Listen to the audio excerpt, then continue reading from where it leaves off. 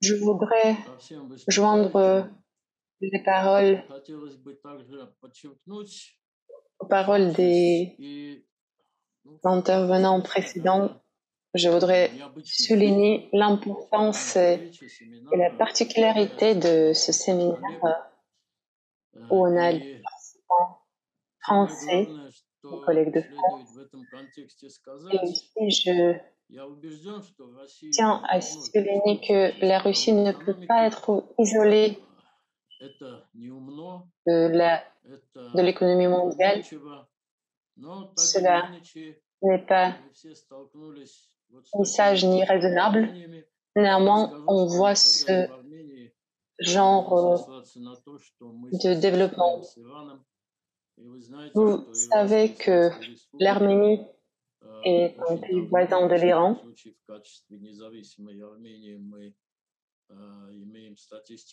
On a la statistique de 30 ans de l'imposition des sanctions adressées à l'Iran.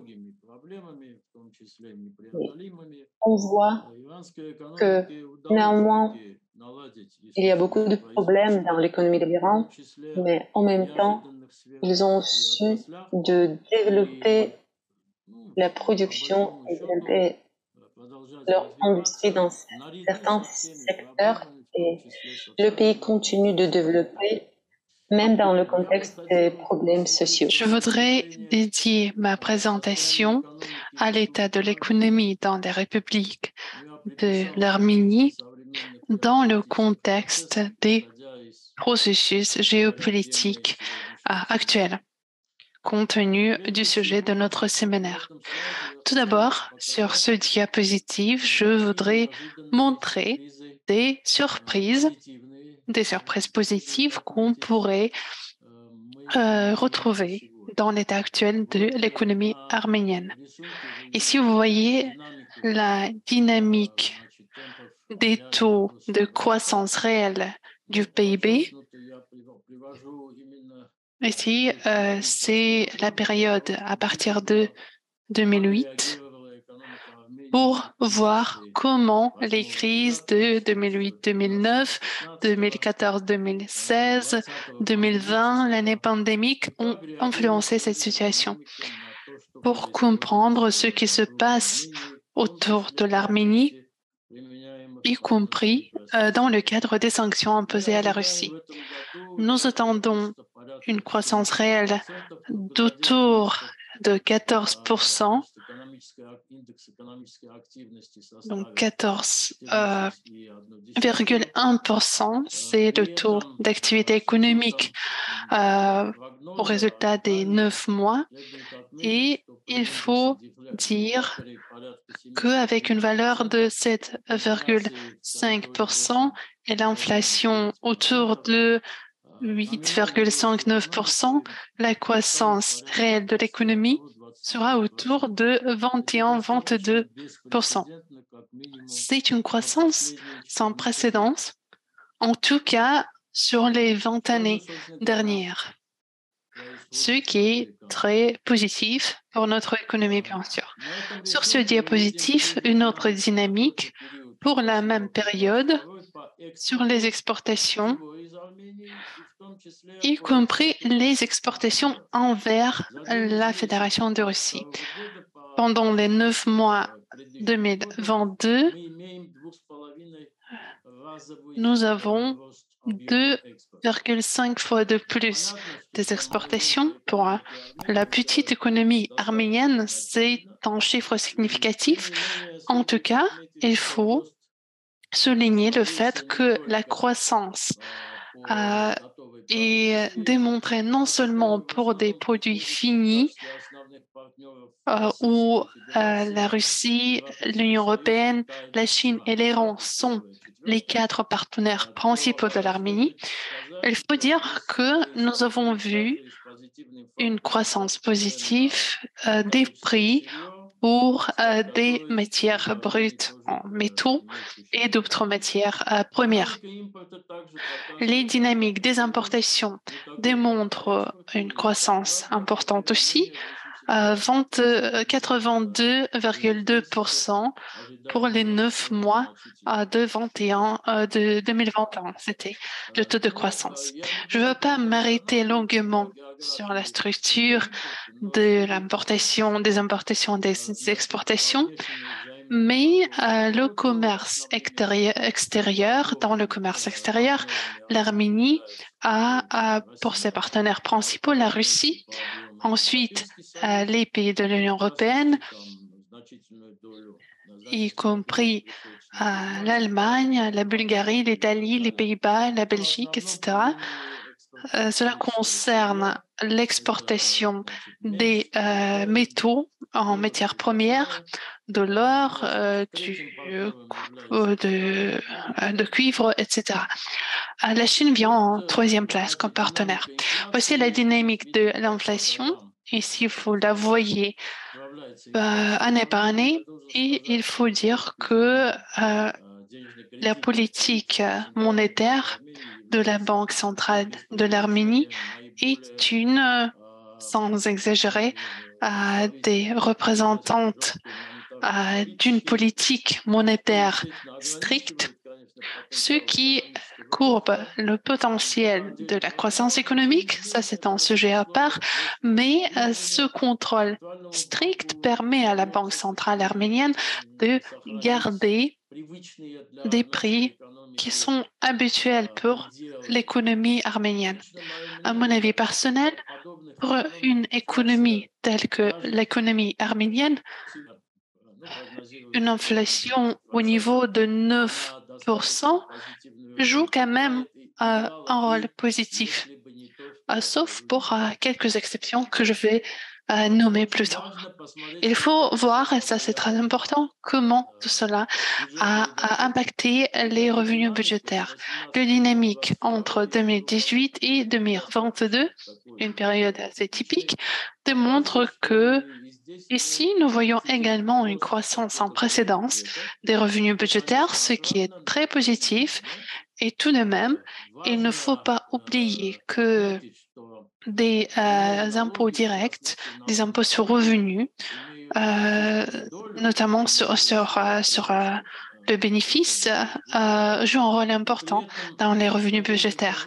Mais il ne faut pas passer à côté du fait que, selon les prévisions, nous aurons 52% de croissance des revenus budgétaires et vers la fin 2022, la croissance serait autour de 70% sur l'année 2018. Il faut vous rappeler qu'on a eu la crise de 2020, la crise pandémique, avec des actions militaires très lamentables dans notre région, mais nous avons tout de même cette croissance très positive. Un facteur très important est le suivant. L'économie arménienne se trouvait toujours un peu au seuil de risque de montrer des signes de décroissance. Ici, je donne des données entre 2008 et 2022 avec des processus très intéressants qui se passaient sur cette période, et vous pouvez remarquer qu'à partir de 2013, le volume de sortie des transferts internationaux de l'Arménie était assez important, et pendant une période assez longue, les entrées des moyens étaient stagnantes. Mais à partir du février 2022, dans le contexte des événements qui se sont passés à cette époque, de cette opération spéciale de la Russie, on a eu un flux, une tendance très intéressante. Donc, la croissance de l'influx 3,66 fois et la sortie des capitaux est beaucoup moins importante. Ici, nous voyons l'entrée des transferts étrangers internationaux, et ça, c'est l'influx pur, net. Ici, on ne parle pas des transferts classiques, mais d'autres ressources en devises étrangères, et une analyse plus profonde démontre que presque tout, presque entièrement, ce processus est lié à ce qui se passe dans le cadre du conflit entre la Russie et l'Ukraine. Donc la croissance de l'influx net est de presque 6 fois. Sur ce graphique, un peu plus en détail, nous montrons les entrées et les sorties des capitaux, ce qui démontre également très logiquement, très évidemment le contexte actuel. Cela influence bien sûr le système bancaire. Il est très intéressant de remarquer que le système bancaire de la République arménienne pendant les 3 trimestres de 2022 a connu des bénéfices sans précédent, presque 3 fois plus que les bénéfices de l'année dernière, surtout si on prend en compte cette dynamique de bénéfices assez régulière, assez plate. Donc, cette effervescence des bénéfices, bien que la croissance des actifs a été de 12% seulement. Nous remarquons également des dynamiques très intéressantes en ce qui concerne les investissements de crédit, seulement de 1,2%. Et aussi très insignificatif est la croissance des dettes des banques envers les clients.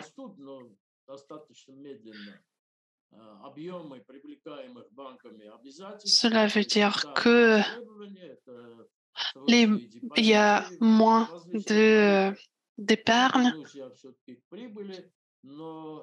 mais une croissance énorme des bénéfices du système bancaire. Donc ici, vous voyez les chiffres absolus. Et en 2021, on avait 87 000 et quelques de drames. Alors, pour les 3 trimestres seulement de 2022, on a 193 000 drames.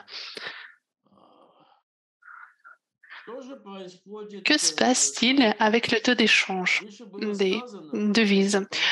Professeur Baranov a parlé tout à l'heure des résultats de ses études en soulignant l'importance des indicateurs macroéconomiques pour estimer la situation de l'économie réelle, le comportement des acteurs de ce système. Je suis bien sûr d'accord avec ces résultats et je voudrais ajouter que l'exemple de l'Arménie démontre que le contrôle rigide, la rigidité et en quelque sorte la mauvaise adaptation de la politique monétaire à la situation dont des résultats très importants.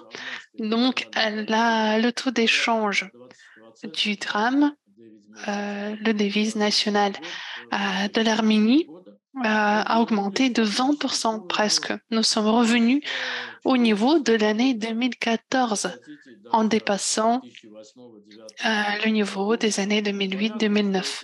Cela limite bien sûr le potentiel d'exportation de l'économie arménienne et cela rend même en quelque sorte inutile des investissements dans les technologies d'information, les hautes technologies, ce qui est très typique pour l'Arménie. Et nous voyons la pression faite par les représentants de ce sphère, y compris des experts qui arrivent de la Russie et qui vont partir de l'Arménie vers la Géorgie voisine où la politique monétaire est beaucoup plus souple, donc ils ont plus de possibilités. Ce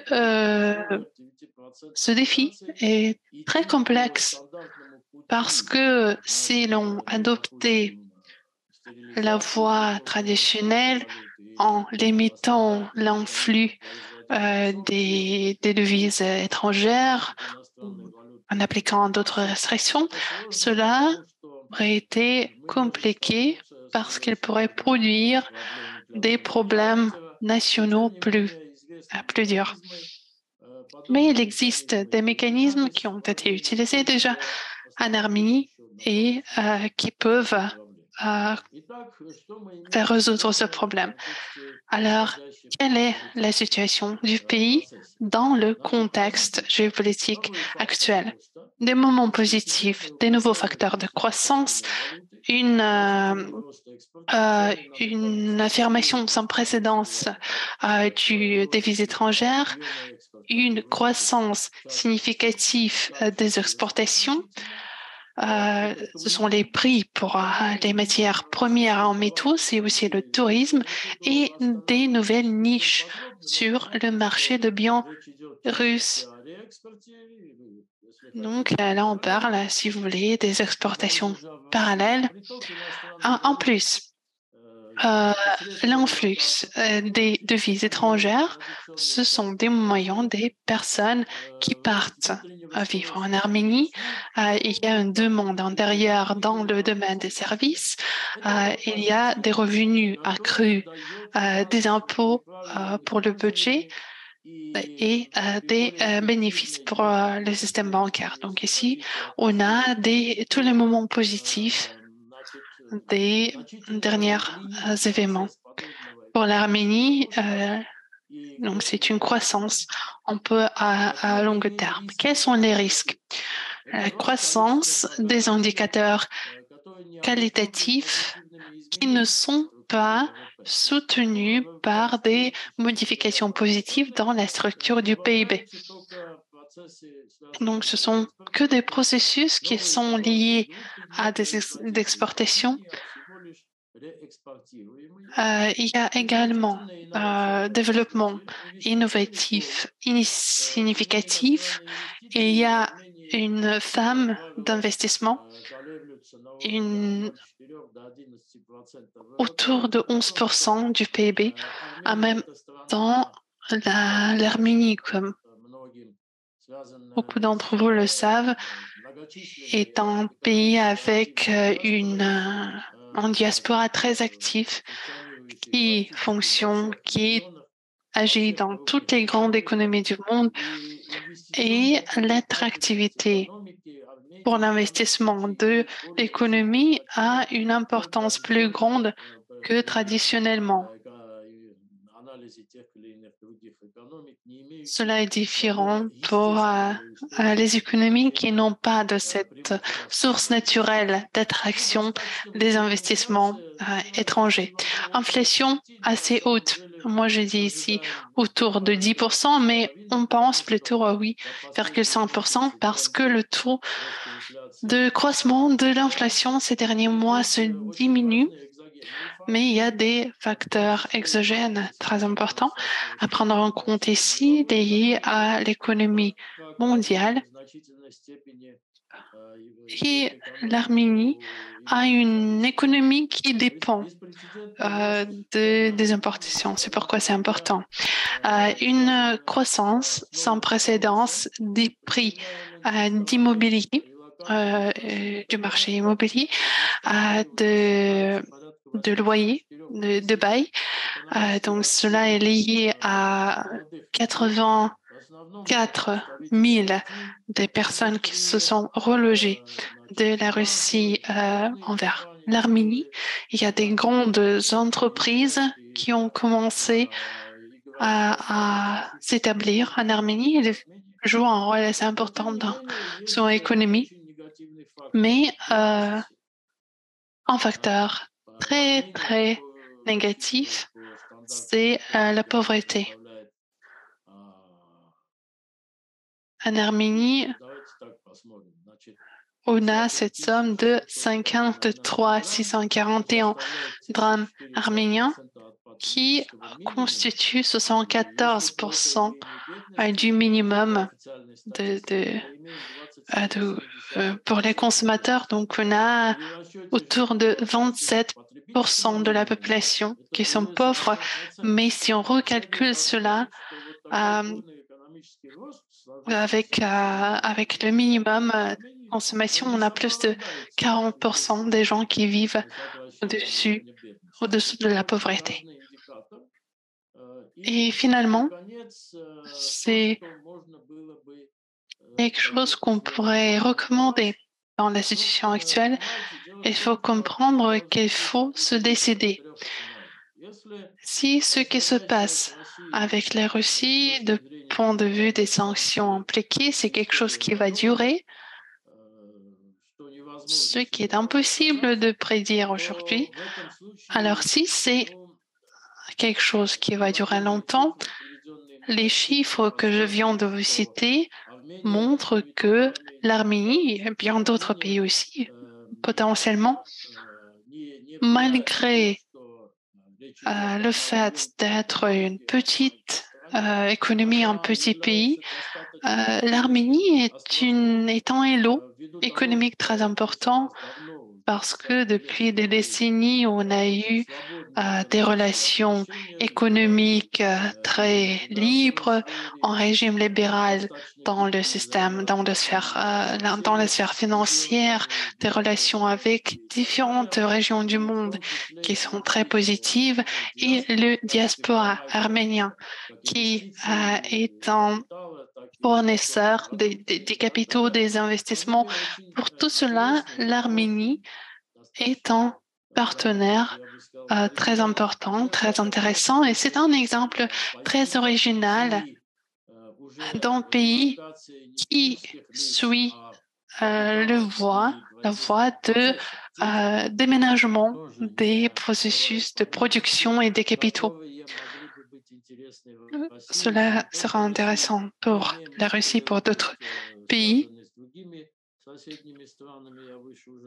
Et je pense que cela serait très intéressant, tout d'abord pour l'économie russe, et aussi très utile pour son économie. Si on parle de moyen terme de ces sanctions, alors bien sûr, on pourrait appliquer ici, on pourrait faire l'utilisation ici des institutions plus réactives, donc peut-être une sorte d'intégration financière. On peut forcer de l'Union économique eurasienne et d'autres organisations. Il faut travailler sur les fonctions de l'Institut des 4 libertés. Pour cela, il faut agir. Ça doit être un processus rapide et déterminé. Donc, une sorte d'intégration, soit avec les pays eurasiatiques, soit avec la Russie. Cela pourrait beaucoup faciliter et enlever en fait les restrictions auxquelles font face aujourd'hui, par exemple, des citoyens russes qui, à cause des spécificités de leur entreprise, doivent se voir forcés à transférer une partie de leur processus de production dans l'économie arménienne, mais ils font face à toute une série des problèmes liés aux services bancaires, aux permis de résidence, etc. Tout cela pourrait être résolu dans une semaine pour donner encore plus de flexibilité à nos processus d'intégration. Je pense que c'est le temps d'intégrer les différents systèmes de paiement en Arménie, c'est quelque chose qui a déjà été entamé, mais il faut faire toutes les opérations commerciales en devise nationale, donc acheter les choses de la Russie en roubles et les vendre en drachmes pour que des différentes opérations, des transactions liées à des processus de production, des sanctions se passent mieux. Et l'intégration du système bancaire, les marchés des capitaux, voilà. Les impôts, tout ça, c'est pour plus long terme, mais tout ça se base sur mon expérience. Et je voudrais dire, en me basant sur mon expérience, que c'est assez facile et je suis assez surpris du fait que l'entreprise et les agences étatiques correspondants n'y participent pas. Merci de votre attention. Merci beaucoup à vous, Edouard. Quelqu'un a une question? Est-ce que j'ai tenu le temps? Oui, plus que. Merci. Alors, nous comprenons, nous savons très bien, nous connaissons très bien les qualités entrepreneuriales des Arméniens, des liens des Arméniens. Mais est-ce que vous pourrez parler un peu plus en détail des réexportations? Quel est leur lien avec la pression des sanctions sur la Russie? Est-ce que vous pouvez détailler un peu plus ce sujet? Nous n'avons pas la possibilité, malheureusement, d'en parler beaucoup en détail.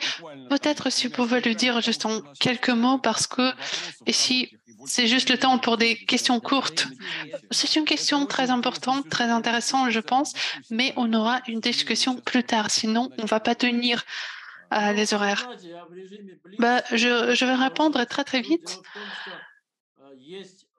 Il existe des dizaines, des milliers de biens et de services qui ne sont aujourd'hui pas accessibles au marché russe pour des raisons qu'on a déjà évoquées, y compris les sanctions.